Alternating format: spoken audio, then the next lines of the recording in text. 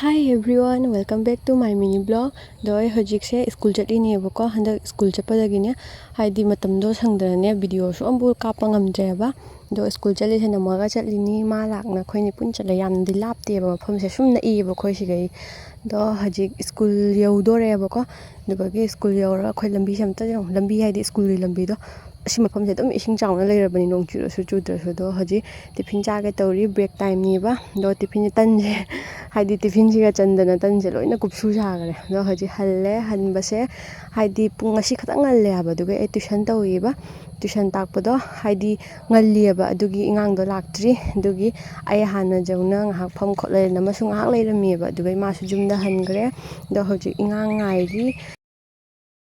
hoji ingang lae ba ingang lakna tuition ngahak tawre duga hoji jum halle hanbase sum pung manga khara hele ba do hoji jum yore loisalage ma'am bye bye.